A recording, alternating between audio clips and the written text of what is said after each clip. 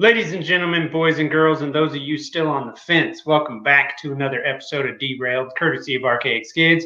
I'm, of course, your host, Arcaicskidz, and we have Operation Libertas back. What's up, my brother? How you doing, man? Thanks for having me on. Oh, yeah, it's my pleasure, man. So you're down at the lake, just being lazy and goofing off, apparently building giant wood buildings that no one can afford. That's nice. Yeah, it is probably the most expensive. Oh no! And so I got to have a part in that. It's my father-in-law's, and he's 80, and so he decided like maybe I shouldn't get on the roof and do roofing at 80, and that's probably a good idea. Probably. He's a lot smarter than I am. I'll probably be 80 and falling off a roof, and that's how I'll die. Your wife will be like, well, it's been fun. She'll be like, get on the roof. Right on, bro. Like, wait, so I'm fired up today because our government's a bunch of idiots, as normal. But so you were just talking about the most expensive wood building you've probably ever been a part of. And we got these idiots literally going on TV going, what are you talking about? There's no inflation, nothing. No, everything's fine. You guys, what are you talking about? And it's like, what the, I mean, come on, bro. Like, people can't be this dumb, right? To like watch him say that and go, yeah, it makes sense to me. I was pretty white-pilled last night. So Wednesday nights out here, we've got a group of guys that we have a little bourbon night. We all get together, and it's mostly conservative guys, a couple like hardcore Trumpsters, and some other guys that are kind of like middle of the road. But in general, they're kind of open-minded about things. So I do the whole Scott Horton thing, attack the left from the left, the right from the right. Gotcha. And so I just try to take some of the topics that they're, discussing and try to like, all right, yeah, that's a good point. But what about, this aspect of it? And so a lot of they all see it. They see the price of wood because some of them work in construction or they're all like work, at some point in time they've worked on something and they know what's going on, especially in a smaller town like this. And so it's much easier to say to them, yeah, you see that, like that's because of the Fed. And after the last year of printing trillions of dollars, it just smacks them in the face and they can't like deny it anymore. Yeah. And I mean, like it or not, to some degree, Trump kind of opened their minds to some of that and allowed them to be that way. I talked to them a lot about like military stuff too. In fact, I was handing out copies of Enough Already to him last night. Nice. And it's just like he's, again, like him or hate him or whatever, but he's at least kind of opened the eyes and allowed conservatives to like be anti-war and question.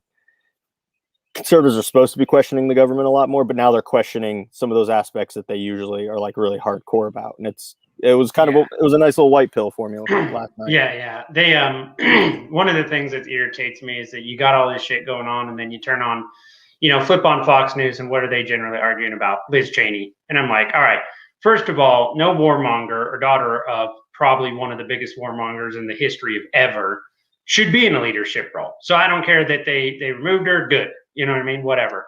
But is that really the focus? Like, you got a literal humanitarian crisis at our southern border. And I don't care. Like, I'll agree with Ted Cruz on that. I don't think Ted Cruz actually gives a shit. It's just a political talking point.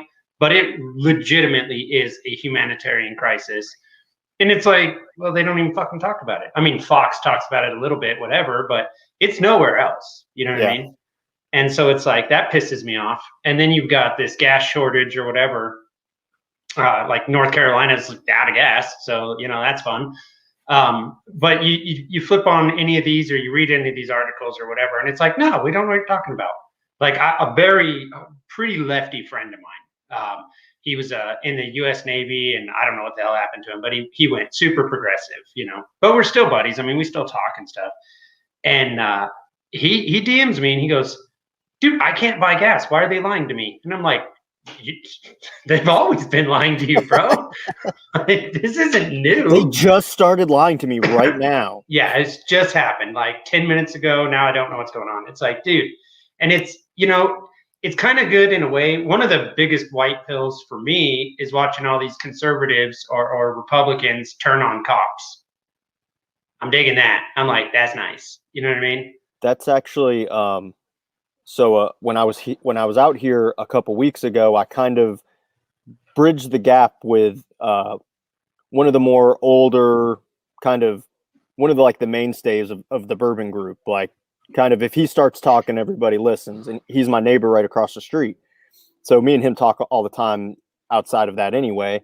And I got him and a newer guy who had made some comments earlier in the night where I was like, I think I can talk to this guy. Like he seems like he's open-minded.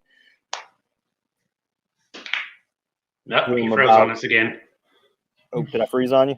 Yeah, that's all right. You're coming back. It's all good.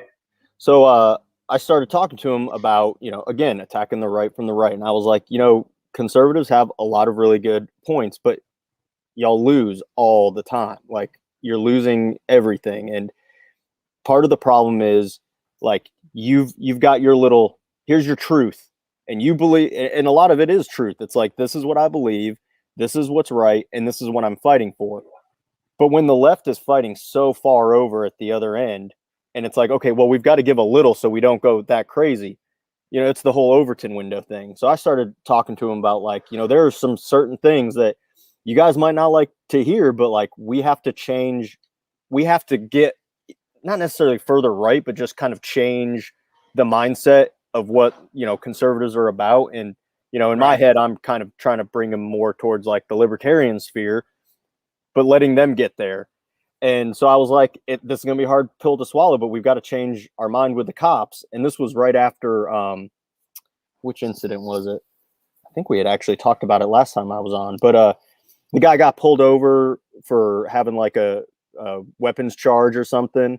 So I started talking to him about it. And like, he never should have been pulled over for a crime that you're for. Like you shouldn't, your Second Amendment, like that's what you care about.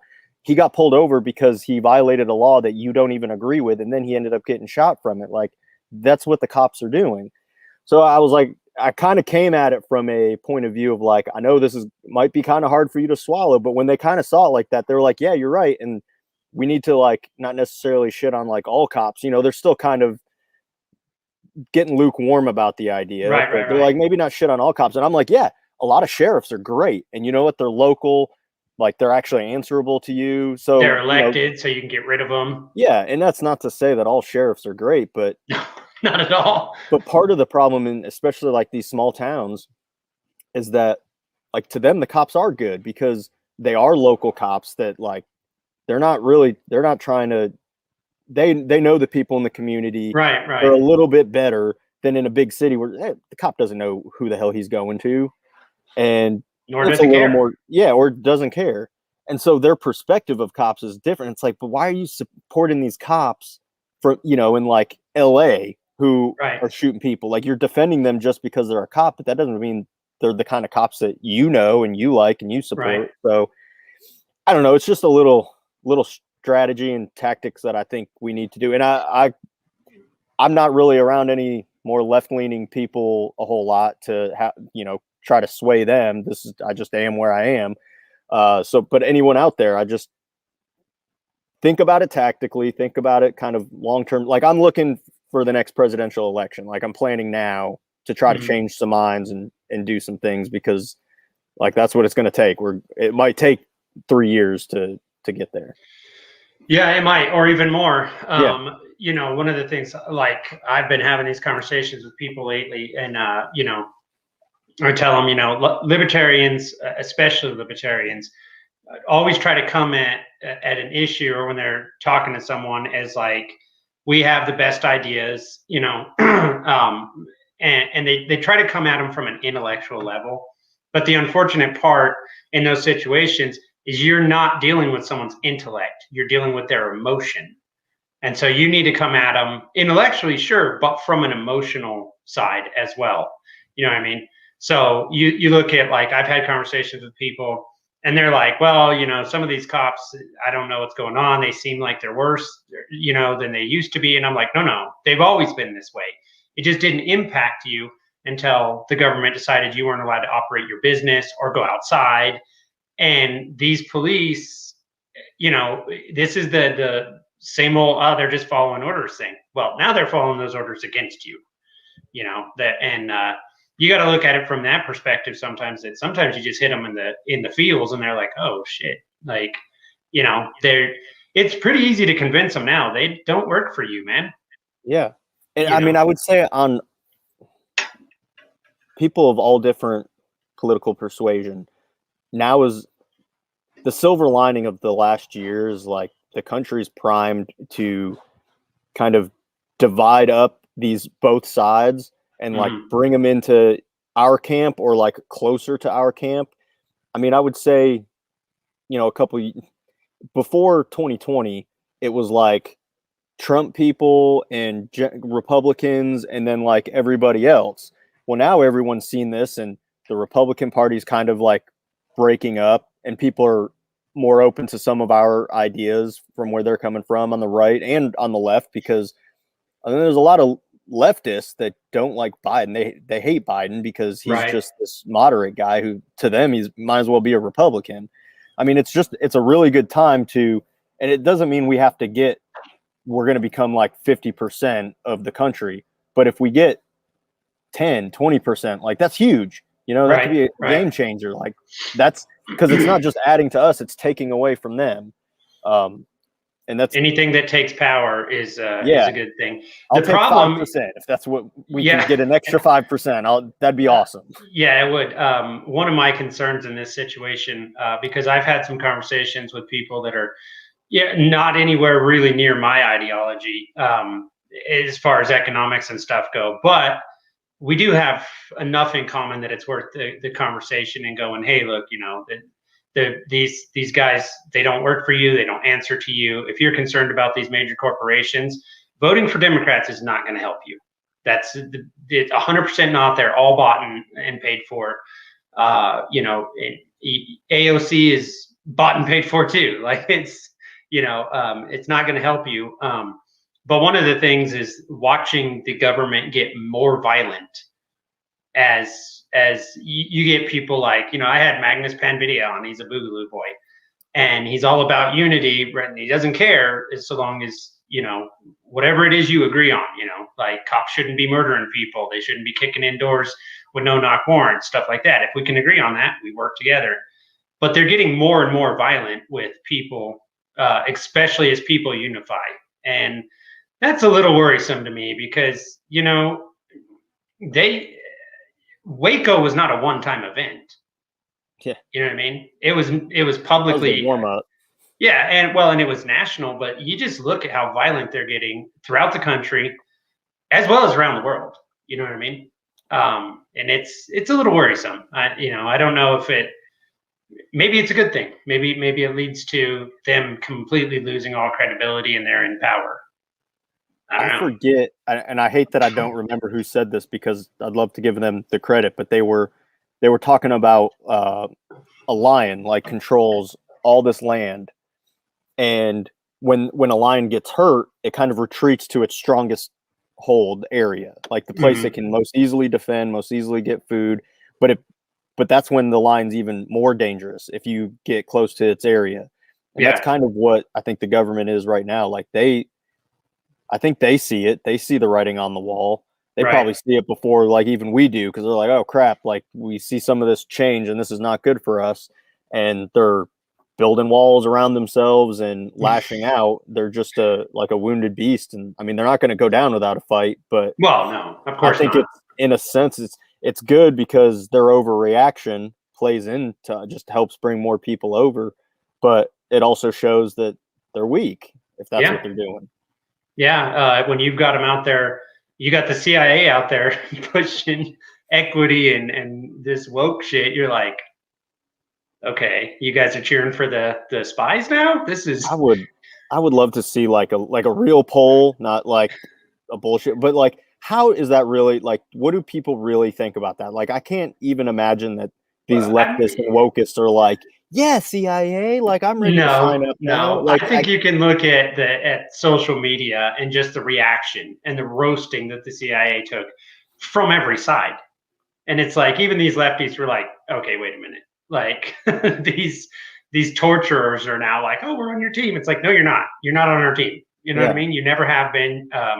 But then you've got people like Brennan out there saying, you know, libertarians are terrorists and white supremacy is the #1 problem in America. And it's like, this is a buildup to bring their war on terrorism at its full capability to American shores. And I just I mean, I obviously I hope that doesn't happen. If it does, that's going to wake a lot of people up, you know. Well, the Pentagon, I think Horton posted this, but the Pentagon had some working group where they were talking about countering extremism, and it didn't say domestically, I don't think, but that was pretty clear what it was, especially when it talked about like the groups that it wanted to work with, like the ACLU and the Southern Poverty Law Center and all these. Oh, that shit's coming home then. That's yeah, and it's like, and shouldn't that fucking creep everybody out? Like, shouldn't that creep out the ACLU that like the Pentagon thinks that it can work with you to counter extremism? Like, it might be one. It would look a little better if it was the FBI, who at least has like jurisdiction within the country. But when the Pentagon is looking at how do we counter this, like, then they're quite literally trying to turn it inwards. Yeah, for sure. One of the things that I did like kind of helped with the white pilling a little was when Biden announced that they weren't going to exit Afghanistan on the time frame that had been worked out, and that they were going to push it till September. And all these people are like, you know, the media, the way they portrayed that was just baffling to me. It's like, oh, well, Biden worked out a time to leave. I'm like, no, he didn't. It was already worked out. It was already worked out. He pushed it back. And the Taliban's been very clear on, we have a deal, follow the deal. You know what I mean? And it's like trying to tell people, okay, this is what's going to happen. They're going to move that date back. The Taliban's going to get pissed.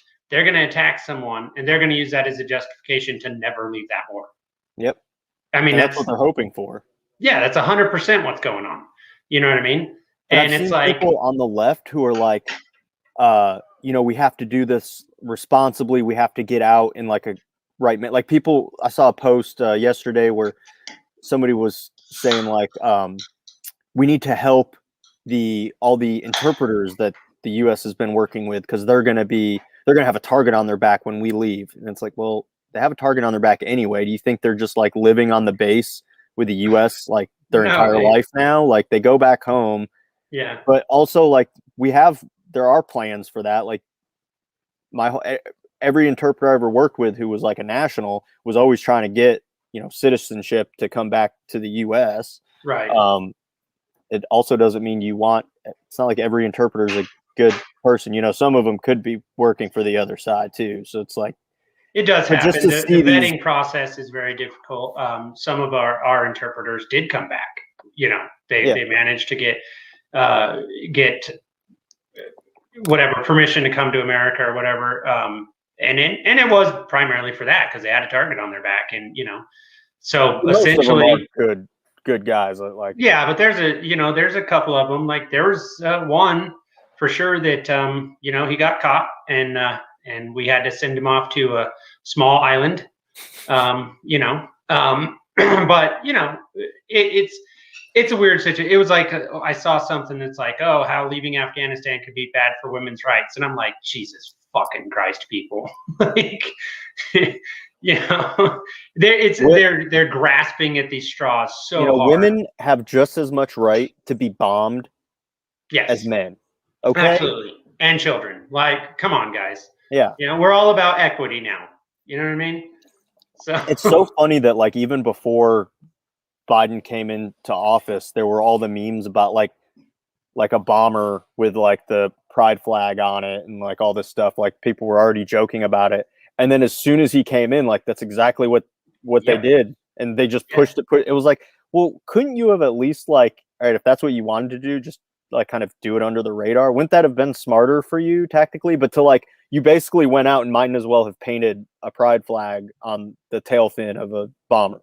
Exactly. Like it's insane to me. But I look at it like what you said right now. They're injured. You know what I mean? And they've crawled back in, and so they're just grasping at straws to try to be like, well, you know, we still have to to pay our debt to Raytheon and Honeywell that get us elected. We've got to keep our contracts good, man. Like, whatever. But we got to figure out a way to get these people not to be mad at us. And I'm like, you're making it worse. But, it's government. You shouldn't expect them to ever make anything better. I mean, I said that they should be more like strategic about it and but I think we often give the government, even though we hate them and think that they're incompetent and inept, we give them too much credit, and they're not really that smart. They're not smart enough to think like, maybe I shouldn't be shoving this down people's throat if I really believe it and want to push it through. No, I don't believe it. I want to be very loud about it because that's how I think I'm going to get the support. Yeah. So they're just reactionary. Yeah. To everything. I mean, that's it's I don't know. I mean, it's irritating to me because, I've got, like I said, you see this shit and it's, Liz Cheney's getting ousted. President Bush was actually a really good president all of a sudden. And anyone that's ever paid attention, or especially anyone that's ever had to go to one of these war zones or whatever, right, can just look at this and go, what the fuck is how can anyone literally just believe this shit? But it's also, I guess sometimes you got to look back and go, well, we believe that shit enough to join. We thought we were doing something for the right reason. And, and then you learn. Yeah. I mean, I think for a lot of guys like us, it took seeing it firsthand to be like, this is fucked up.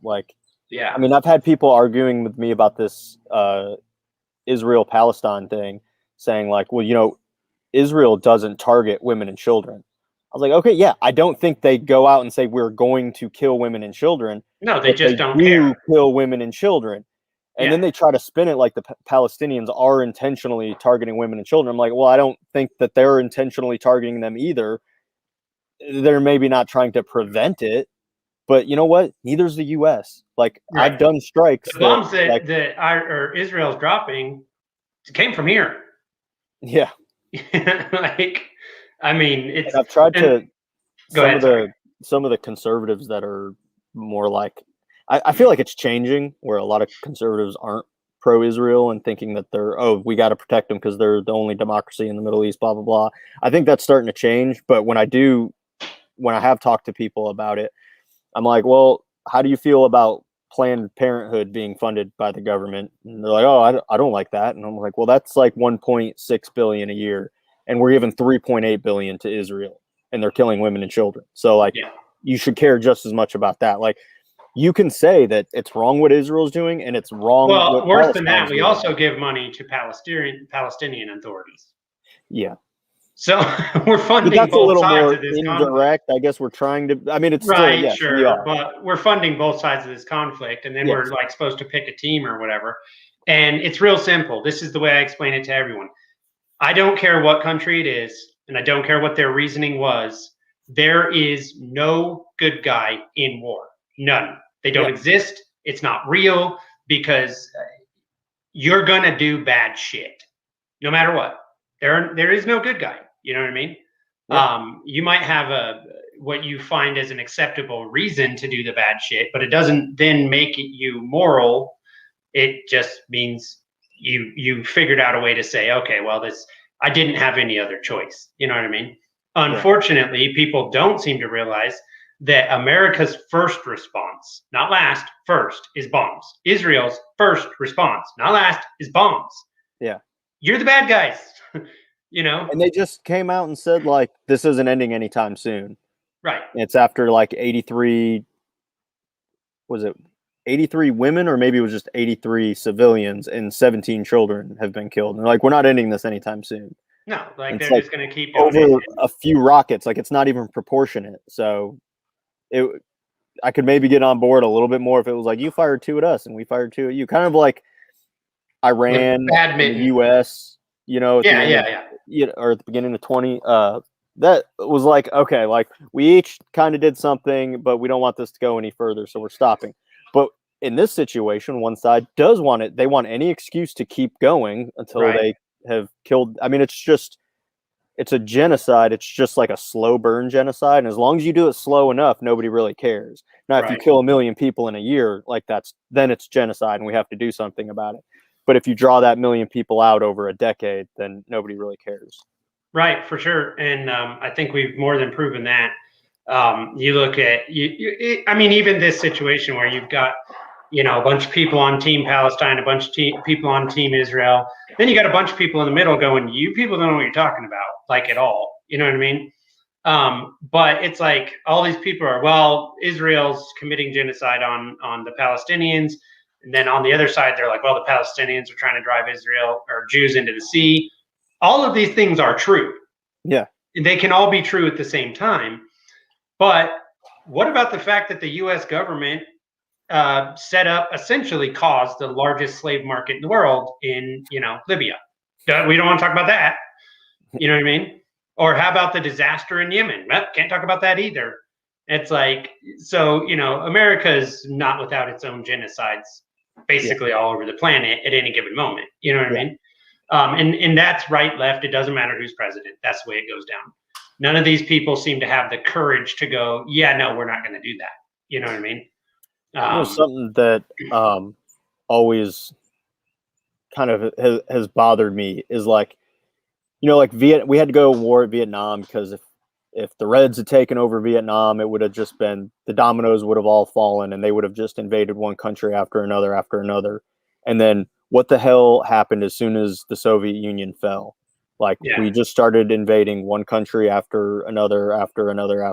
Like we just became what we said that really, and we were probably projecting because the Soviets probably really didn't have the capability to actually do that. Right. We were probably just projecting like, well, this is what we would do if we were the sole superpowers. So that's obviously what they would do. And it's just like, y'all don't see it. It would have been bad for the Soviets to have done it. And it's bad that we're doing it. Right. And unfortunately you can't get people to pay attention. I've recently started to think about that, maybe the whole selective service thing should have been forced service, male and female, just like Israel. You got to, a couple of years, go and do it.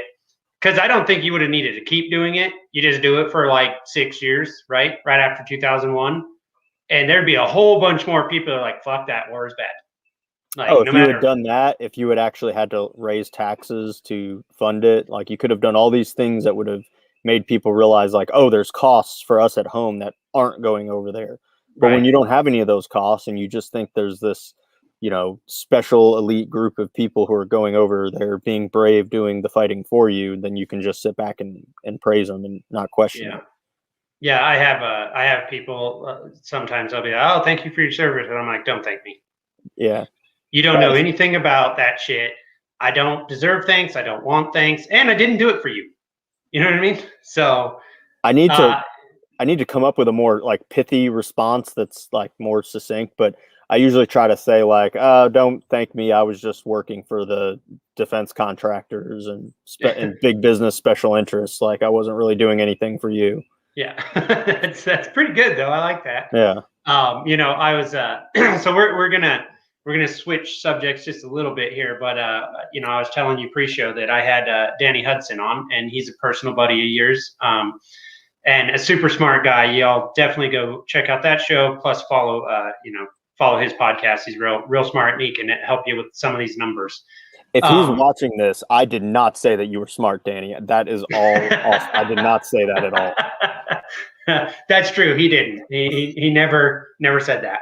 But one of the things that we were talking about was the drug war, right?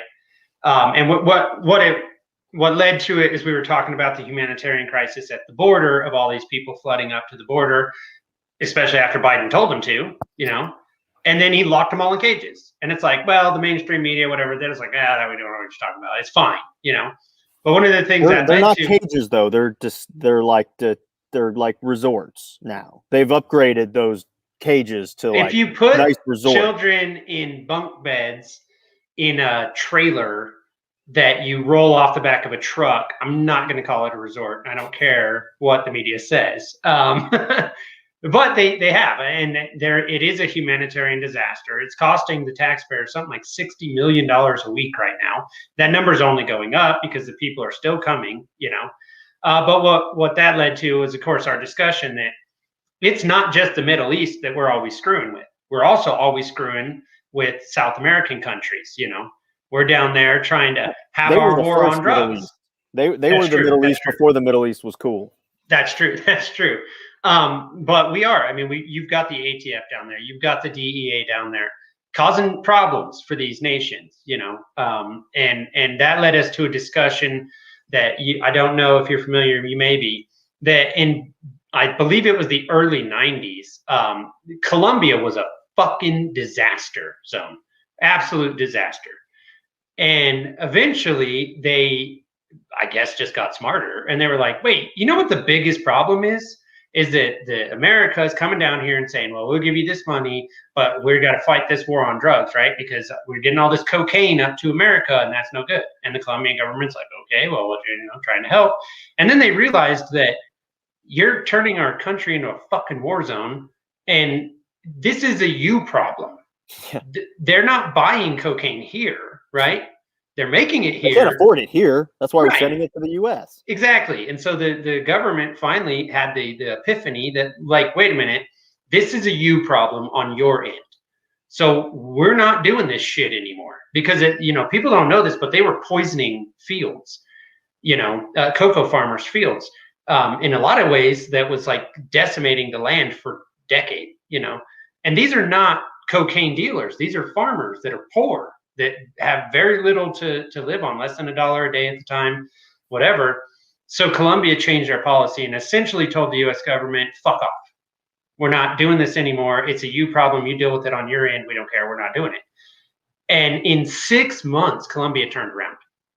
I mean, as far as then, the people coming from South America to the border, the southern border of the United States, are not from Colombia, because they have jobs, they have an economy, they're okay. Now, they do know that, sure, cocaine's coming up, whatever, but that still seems like a us problem, right? Yeah.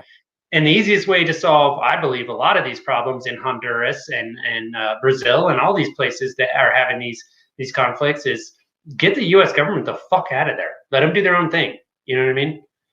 Stop the war on drugs. The whole time you were, kind of saying that story, every time you said Colombia, I was just replacing it with Afghanistan. I was thinking it's the exact same thing. Same thing.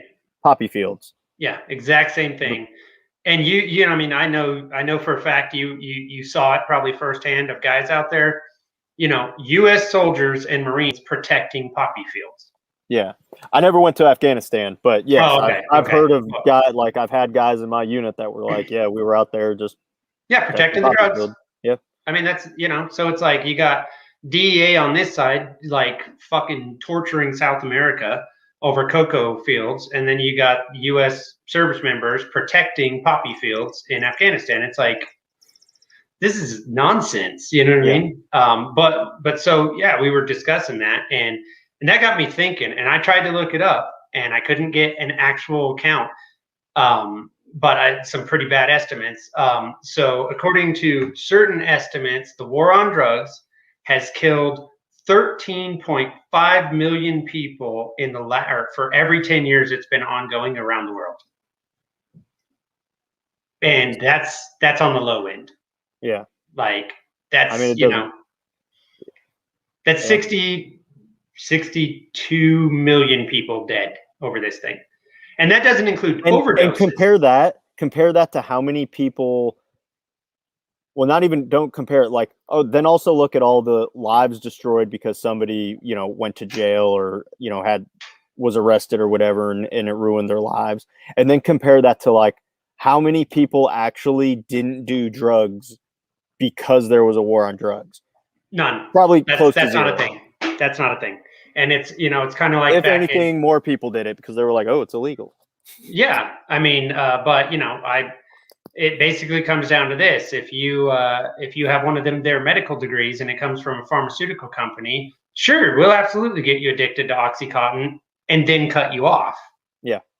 And you're like, well, I'm still in pain or whatever's going on with you. Maybe you're just depressed. I don't know. You know what I mean?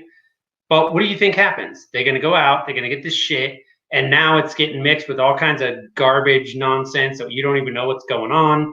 The government caused this problem. The government could actually fix this problem. And it's simple.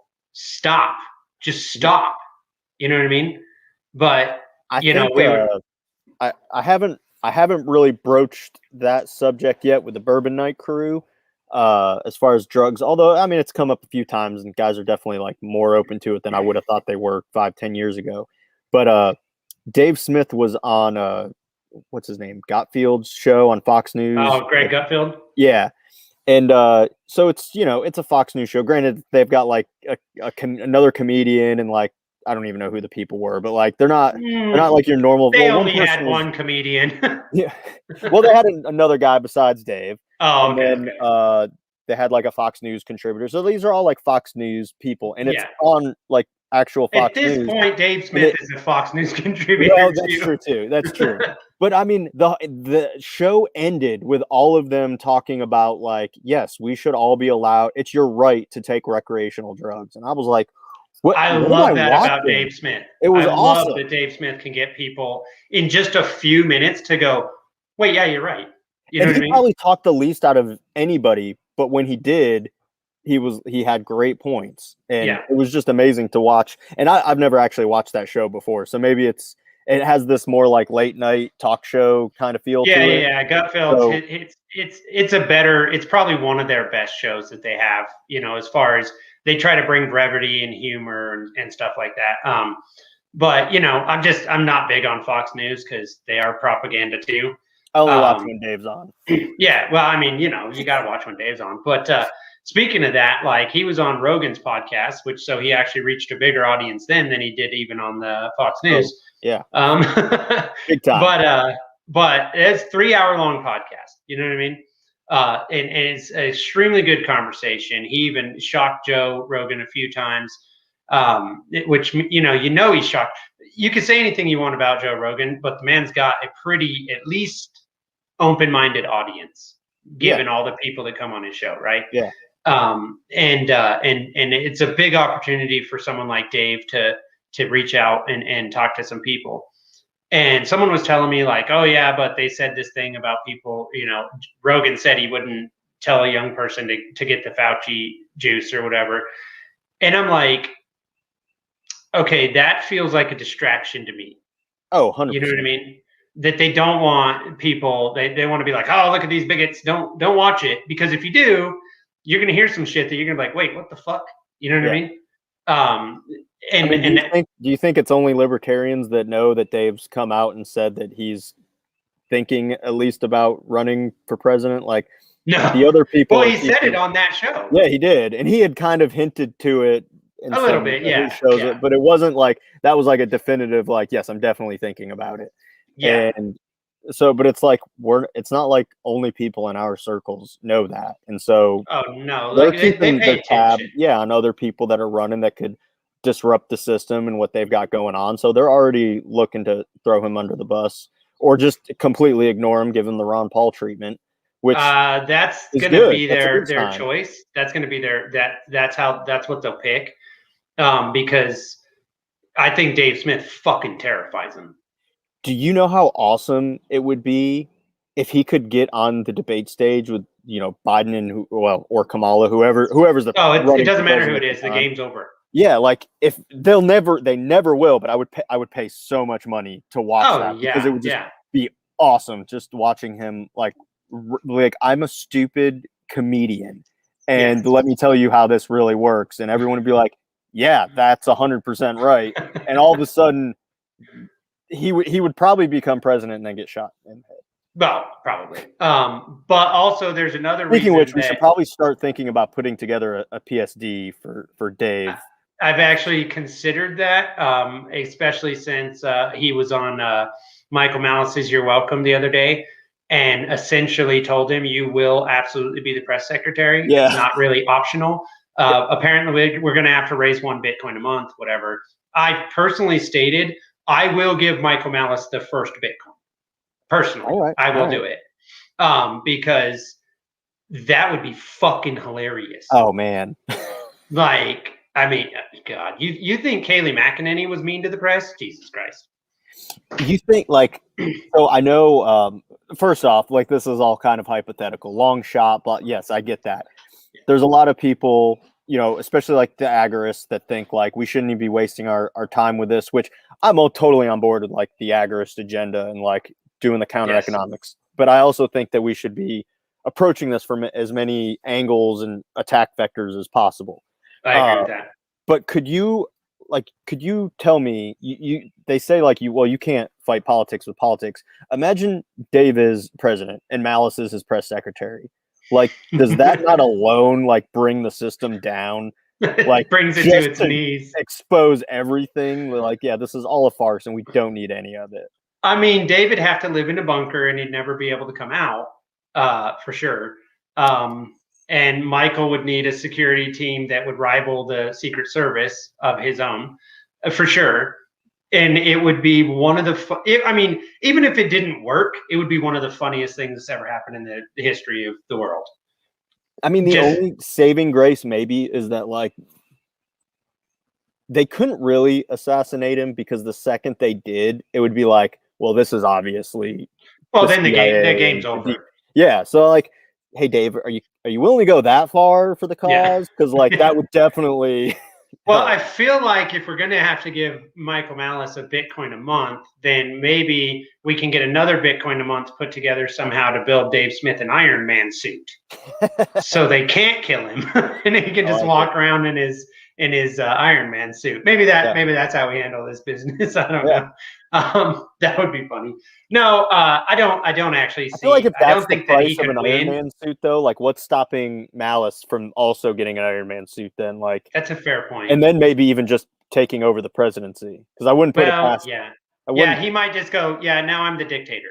Yeah, like this is just how it is, and you're all just gonna have to deal with it. You're all gonna have to deal with my rants. Well, calling you all out on your bullshit. If we had to live under a dictator, you couldn't really pick a better one than Michael Malus, because if nothing else, he'd make you laugh. So there's that. Yeah. But a gulag, but I'm laughing. Yes. A super long shot, obviously. I think it would be good, because I think that Dave Smith has that right energy and that right messaging that the media couldn't just ignore him. You know what I mean? Especially the internet is so much more evolved now than it was in, say, 2008, 2012, which is really where Ron Paul got his support. Yeah, sure, he got on some of the debate stage because he ran as a Republican, and they couldn't keep him off because they had all their stupid rules, right? But I think it's definitely, Dave's right when he says we have an energy problem, we have a messaging problem. The thing I see is that, I'd like to see Angela McArdle become the chair. I'd like to see some changes at the top in that, because I think if the LP National could get their messaging together, I think that makes it a lot easier for guys like you and me that are down here trying to talk to people where they're at, and then what happens now? If we get someone, we get them interested, right? And they go, look, they Google LP National, or they just Google Libertarian Party, it's LP National comes up first. Then they click on it and they're like, what the fuck is this? I'm not doing that. You know what I mean? So that's a problem. Yeah, because I think, guys like us, we can talk to our, like bourbon night buddies and convince them and show them like, my perspective on it and relate to them. But when that doesn't line up with what they're seeing online and what the national party is putting out, especially because I'm also, because I'm, attacking the right from the right, I'm not putting it all out there. I'm giving it in chunks, that like manageable bite-sized chunks that they can digest. And then once they're kind of on board with that, then kind of give them another one. So I do think that Angela taking over, like, or maybe I shouldn't, are we allowed to say take over? I'm good with it. I don't care. But if she becomes chair, like that's huge. I already see the messaging changing. I mean, like look at what happened. I could see it change. Yeah, and then look at what happened in Nevada, and then they actually wasn't that a good day for you? Yeah, that was awesome. That very first tweet that came out, you're like, oh, this is so much better. Yeah, like now it's game on. You know what I mean? So that's gonna bring the libertarians who are sick of the party as it's been. That's going to bring them in. plus there's, you're talking about like Rogan and how the internet's getting bigger and people are getting their information from different sources. The problem is like some of the more politically connected or the people that vote a whole lot, like they're still largely the older generation, whether it's left or right, and they're still kind of watching Fox News and CNN to see who's ahead in the polls and because people want to vote for a winner. So that's going to just take some time before that finally just dies out. It's happening. It's just being kept on life support. So, I mean, if nothing else, this is just like let's build that libertarian base for the next 10 years. Like get people in that are going to stay here and keep this momentum going. And I think that's easier right now because of all the lockdowns and the government response to, this pandemic is a lot of people on a bunch of sides were like, what the fuck is happening? Like, this doesn't make sense. The numbers don't add up. I don't understand. And that actually made conversations with a lot of people easier. And then when you see their response to people talking, right? You look at BLM, right? There was I can't remember, I think they were in Salt Lake City, but they were, the media does what the media does, tries to pit everyone against each other and whatever protects as Shane Hazel, who was just on the show, he's great. You guys should check him out. The murder cult, that's their job in the media, is to protect the murder cult. But they had this press conference with BLM leaders, Salt Lake City chapter, and Proud Boys. And the media was like, wow, fuck. You know what I mean? And I'm like, no, we need a lot more of that. You know what I mean? We need a lot more of that. You don't have to agree on everything. But honestly, like, I didn't know how my conversation with Magnus Panvidya would go because everything I knew about the boobs came from the media. I actually had to do research on a guest. That was annoying. To find out, what I was getting myself into. And not even close to what the media portrayed. You know what I mean? From my own research, and then also talking. Now he's been on my show like 5 times. He helps co-host when I have Mark Schneider on, the nuclear operator. Also, retired U.S. Navy nuclear operator. Very smart guy. Not a libertarian, but we're working on it. We're going to get him there.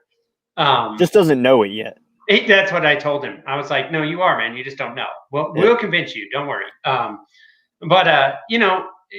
it's one of those situations that after the first time I had Magnus on, I had like 13 people that were scheduled, canceled.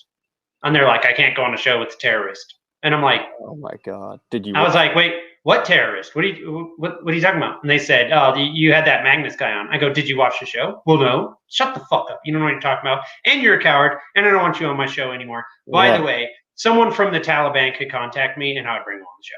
Yeah. Not even playing. I mean, because I didn't talk to anyone. Now, they may not like that particular conversation because I'd be like, why are you always like covering up your ladies? Are they ugly? Like, come on, let's talk about it. You know what I mean? But well, at least all those people kind of self-selected out and you didn't have to like, I could see where you're like, I don't want you on anyway, then if that's. Yeah, no, I don't want to talk to a coward. I don't care. You know what I mean? And to me, I was like, well, whatever. I'll just find someone else that isn't such a bitch and I'll talk to them. You know what I mean? It's whatever, man. And then like one of the things in pre-show, that first show with Magnus, is he goes, oh man, this is going to put you on a list. And I'm like, trust me, if I'm not on that list, there's already something wrong. Not on it. Yeah. Like I guarantee you I'm on whatever list you're on. I'm probably already on it too. I also feel like we should be trying to get as many of us on whatever list as possible just to overwhelm them. Like so they're like, we can't even keep track of all these people. It's ridiculous. And it's like, now they're doing that on their own anyway. But one of the things that is really irritating to me is watching the left celebrate the FBI and the DOD and all this shit right now because they're going after these, insurrectionists, which was a weak ass riot at best. I mean, come on, this riot was so weak that the fucking Antifa was laughing at them. Like, you guys don't even know how to do this. Like, maybe these MAGA supporters should like learn from Antifa so get this shit together, Actually, they should all go over to France and learn from them because those bitches know how to riot. Yeah. No, just kidding. No violence. Violence is bad. But like for real, like watching them go after these people And some of them were violent. Some of them broke shit. I get that, right? And I guess consequences need pay. Nah, not really. Fuck them. I mean, they've got billboards up, and they're still like making tweets about if you know anything, contact. They're still doing that this long after. And did they do any of that during the summer of riots? No, like, nothing. Well, I mean, it's not. They're still doing it. They're still rioting in Seattle and Portland. Yeah, almost nightly. And there ain't no FBI putting up billboards trying to run anyone down. It's just like, people say, well, we're going to wind up with the caste system. We're going to wind up with 2-tier justice system. And I'm like, what do you mean wind up with? What are you talking about? Like, if anything, the conservatives at this point are Republicans, Trump supporters. It should just be like, yeah, whatever these libertarian guys say, we're just going to go with them at this point, because they've been saying the same shit for forever. And we were like, no. Well, look, man, they're proving our point to you right now. Like, pay attention, guys. And I know a lot of these like LP national types try to throw out the like, well, you're just trying to court the alt-right. And I'm like, well, not really. I think there's a lot of people on the right, or conservatives in general, that are a lot closer to a lot of our ideology. But then there's those things that, like the cops and drugs, that a lot of times they're like, just put their foot down. Or they hear somebody talk about like abortion, and they hear one person that's like pro-choice, but then they don't realize like there's a big divide within the Libertarian Party over abortion. And I'm divided personally, because I've heard really good arguments for both sides, but not to like go into that, but no. but there's so many people, like, why wouldn't you take people from the right and bring them in and try to like, it's not like we're going to change our principles to accommodate them. It's like, no, you're going to have to kind of figure some of this stuff out. But even you're if you going don't to need figure to it out, acclimate. And most of them, once they kind of see that it's okay, and that like they don't have to get rid of their identity, but can still believe these things, and then maybe they actually realize, oh, this actually is more of what I believe, because I believe in freedom and whatnot. Right. And, my point is that, Reed Coverdell, David Fite, Dave Smith now, Jeremy Todd, these guys put this little unity thing together, right? And what's the primary message? Okay, we don't agree on everything. We agree on these top 4 things. Let's fight for those top 4 things. If we get those top 4 things, then we move on. We talk about other issues, and we work those issues out. But we can't be like worried about abortion and pronouns and all at the same time. It just doesn't work. You can't. You're just too much infighting. You got to just set your focus, see what it is. And I never had a problem with Dave Smith's, we're going to take this shit over argument, because I'm like, whatever, if it gets a unified message, right, and you're going in one direction, that's better than whatever's going on right now. And really, I think the takeover just had a good ring to it, but really it was more like a take back. Take back just doesn't have like that. He continuously said, we're going to bring libertarianism or liberty back to the Libertarian Party. Yeah. You know what I mean? So it wasn't, you're right, like, but takeover has a more of a ring than take back does. Yeah, so I think that people took it like, oh, you're going to kick us out. Like, nobody's worried. I'm not worried. We're trying to grow it. We're not trying to kick people out. Yeah, like, no. I don't think of anyone that's been kicked out. To be higher than yours, so that your voice kind of isn't amplified as much, because I think you're not very good at what you've been doing. But something else to like keep in mind, especially is like more people come in, and like there's a lot of energy right now. Like, we got to keep that going even when we lose. Right. Because it's not about even winning. It's about spreading that message and getting more people on board. Like, winning isn't really winning, because then you're still part of that system. You're just now in the system and can say and do more. But it's really about like bringing those people in and changing the culture and changing people's minds. Like, that is winning. So we're going to have some challenges ahead in the future of when when we don't win big things. I do think we'll win more local and maybe even state level stuff, but we're not going to really win. Very unlikely that we're going to win national level stuff, but that's not for a while. That's for sure. We've got to keep that energy going, and then we will. Yeah. One of the things that I've been trying to get people to focus on is even at a local level, focusing on council or like city councils or whatever. That's great, and you should and try, but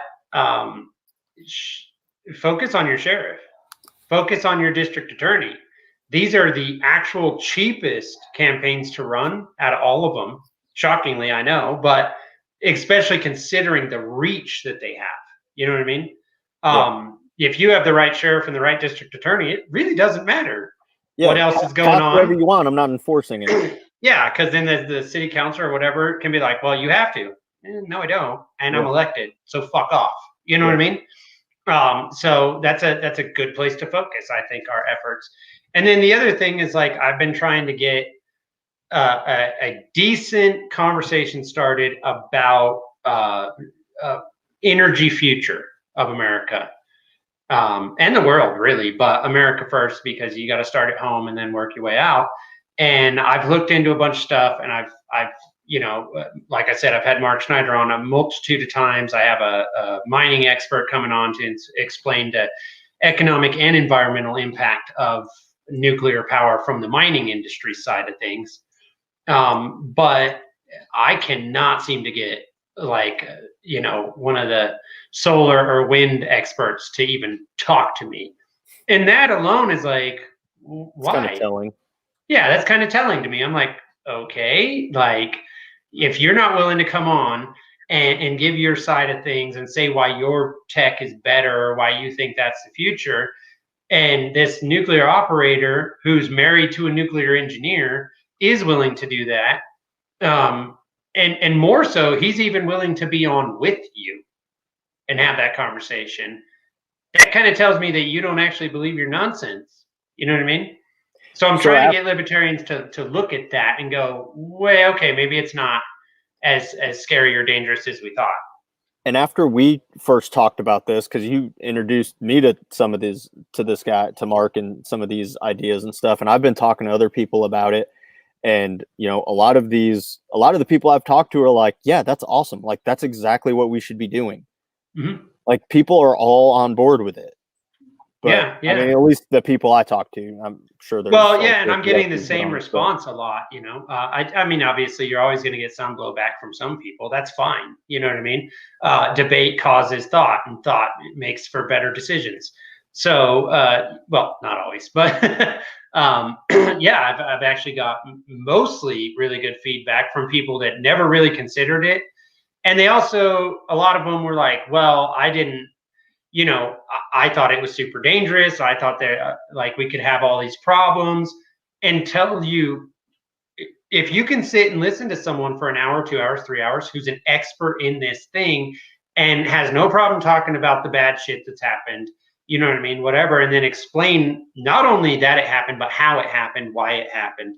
That's important, because people are like, oh, you know what I mean? Yeah. You're being honest. You're going to talk about the bad stuff too, and then clarify it. Right. And so I've been getting really good feedback on those episodes. The number one question I get is, okay, well, that's all fine and good, but what about the mining side, right? And it's interesting, because you should be able to just go, well, you realize that solar panels and windmills aren't made out of magic, right? There's mining involved, a lot of it. But to be fair, I mean, it's a fair question from them. And so that's why I've been trying to get a mining expert, and I've got one lined up. It just depends on when she's ready to do it at this point. But, I think it's a fair question that we talk about that. And we also talk about what went wrong there in history, like how have we had issues. But I just kept looking at it, and I'm like, okay. One of the main questions I kept getting was from libertarians. They'd ask, or I mean, not from libertarians, but from Republicans or Democrats or progressive, whatever you want to call it. It doesn't matter. Was, all right, but the Libertarian Party has no answer for climate change, no answer for energy at all. And it was true, because the answer was, well, the free market will figure it out. Now, to us, we're like, and they will. You know what I mean? If they all have to compete on an equal playing field, the best one will win. Yeah. That's not going to happen right now with so much government interference. But on an equal playing field, the best one wins. That's just the game. But you can't tell people that, because they're like, I don't know what that means. It's like, I heard somebody was talking.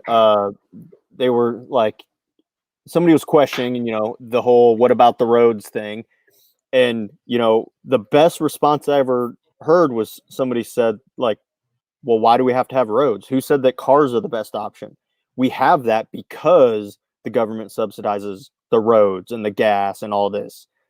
So, like, if the free market really was working, maybe we'd have those jets and flying cars by now, and that's why Maybe we we would. don't." Well, there's also an argument to be made, though, that we got the cars without the roads. Someone realized they could turn a horse buggy into a motorized thing, right? So there's an argument to be made that even without government, roads may have just started to show up on their own as people went, hey, wait, I can actually do something with this and make money, but the government stepped in and fucked everything up like they normally do. Yeah. So, the roads thing always cracks me up because it's a dumbass meme or whatever. And I have my roads, and I'm like, okay, first of all, there were actually roads before there were cars. This is a fact. Like, how do you think people got places? Yeah, and the government didn't pay for those roads. There, you know what I mean? And there were actual paved roads before there were cars. A lot of them, all over the world. This is real, But people forget history, and that's a big problem. There was one more subject I wanted to cover with you. Now it's escaped me for some reason. Well, I think about that. One question I had, you talking about some of these, solar and wind and stuff. One thing I've heard, and I've not confirmed it or looked into it myself, but that the blades on those windmills, like that they don't decompose, like they just have to bury them when they're done. And well, they're made out of fiberglass. Yeah, and so that it's just like a huge environmental issue in and of itself. There's actually a company out of Japan that has just recently figured out how to recycle them, turn them into other products. But that's innovation. That's a good thing. But yeah, that was a large problem, and those blades have to get replaced. I think they had needed replaced every 2 years. So there's a bunch of them that are just buried. That's crazy. You know what I mean? What's really crazy is so they require oil to operate.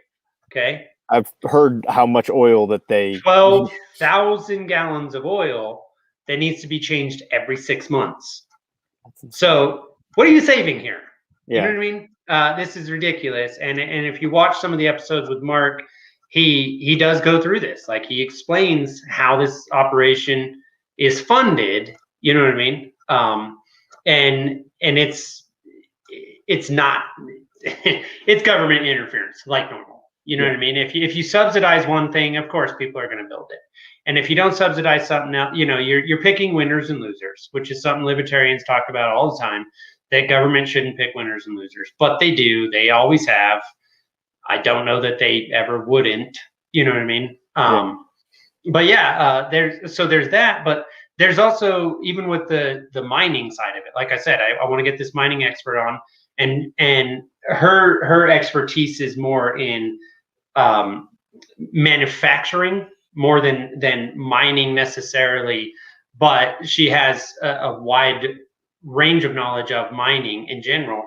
But because of the manufacturing side, she can talk about it from the perspective of making the yellow cake to turn into nuclear fuel rods, right? From a manufacturing side, up to and including manufacturing of everything that goes into those wind turbines, everything that goes into those solar panels. And it's insane once you finally start actually getting the legit numbers of the environment. Not to mention that majority of the process for those solar panels and wind turbines and stuff are taking place in other countries that don't have any environmental protections for the most part, and most of the shit's mined by slave children. So, there's that. I mean, yeah, it's interesting when you dig into it. But what's really saying that there's trade-offs? There might be. There might be some trade-offs. About that. But it's interesting when you start looking into stuff, and then you realize how disgusting the propaganda gets when they want to push a narrative. You know what I mean? Because honestly, like, one of the founders of Greenpeace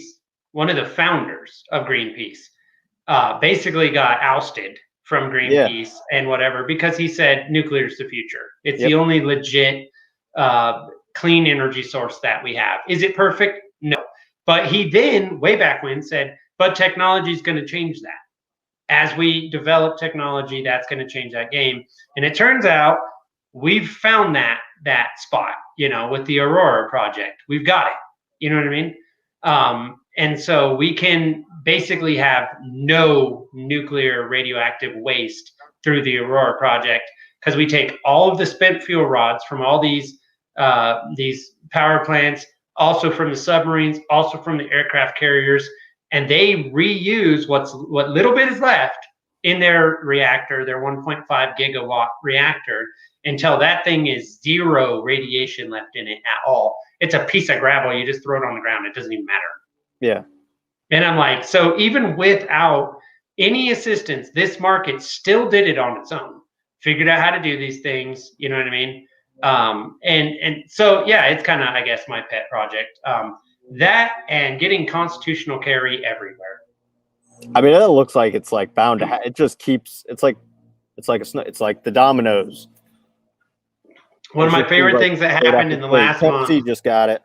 Yeah, nice, buddy. One of my favorite things that just happened in the last month was all of these police chiefs and sheriffs and everyone in Texas going, no, this is dangerous. It'll make our lives more dangerous. And Texas is like, yeah, it's too bad. And they did it. Yeah. They passed that bit. I don't know if Abbott signed it yet, but I know they passed it. Yeah. And what's funny to me is all these people are like, yeah, but freedom. And I'm like, you do realize that you didn't have something that's constitutional, right? Yes. Like all of these laws are not constitutional. So if you care about that sort of thing, I'm just saying.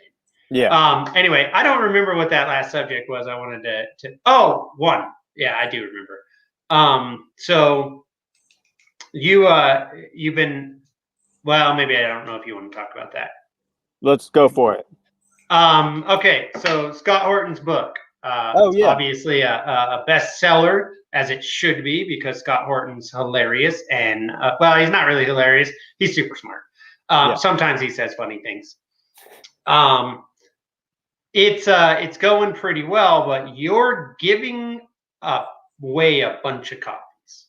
Yeah. So basically, because of some copies we've sold and some generous donations, basically I've got it down to where if you buy a copy from my site for $12, that covers shipping and everything, I'll give a free copy away to somebody. And because we've had people donating, I've actually been able to send out I think about 50 copies up to this point. And so the more people that can go and buy them, the more that for cheaper than Amazon. Amazon's like $19.98 or something like that. Yeah. So also, by the way, huge shout out to Scott Horton for helping out with this project and this program. He sent the first 100 books for free and was like, all right, after that, then you can start paying wholesale. And right. Which is super awesome, super generous. He's not in it to make money from this book. I don't know if he's making anything from it. But he's put a lot of time and energy into it, and putting a lot of time and energy into the audio book too. But he really, I think, just wants to get this information out, and I'm trying to help that as much as I can, because it's an awesome book filled with tons of information, and I'm trying to give away as many free copies as I can. But if you can afford, $12 and want a book, or want to even buy a book for $12 and give it to somebody else, that'll be awesome. And then we can just keep giving away more books. Nice. So I really like that. One of the things is if you can just order one and send it to someone through his site, that I've got operationlibertas.com up. I don't know if that's a good spot to contact you, but that's what I had to take part in this particular program. Even if you order a book for $12 and you send it to someone else is going to get a free copy out of that deal if you order through these guys. So make sure that you do that. And it's a great book, by the way. It's a great book. It's very informative. You'll learn things that you didn't actually know was even possible, honestly. So that's really great. And there's a big group of guys that are working on this project, and all of them are, I think most of them, not all, most of them are former service members. So, this isn't something that it's just a bunch of hippies, for instance, trying to push. These are guys that have been there, seen it, done it. They know that Scott Horton knows what the hell he's talking about, and it's very important. So, you guys should help out. A quick caveat on the book.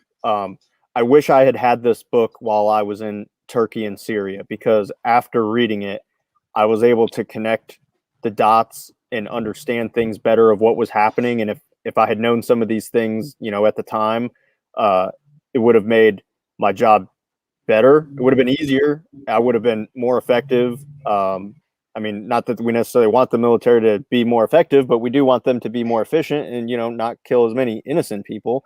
Right. So it probably could have helped with that as well. But there's just so much good information. And coming from somebody that was there and had seen it, I learned a shit ton from it. And it really helped connect the dots to see a bigger picture that even with access to all the national intelligence agencies, like I wasn't able to tie all this together until Scott did it, just from open source information and just being the genius that he is. Or you could just call him a research bug, but either way.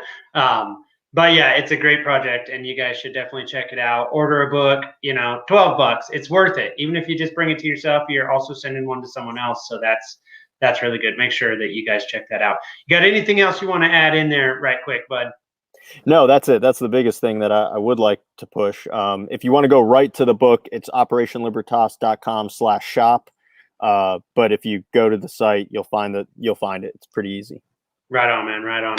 All right, guys. Hope you enjoyed this episode, and we'll be back at some point. I know I'll get Operation Libertas on again. Whenever the government does something incredibly stupid again, we'll talk about it. So see you tomorrow. Maybe this evening. We don't know. Anyway, peace, homies.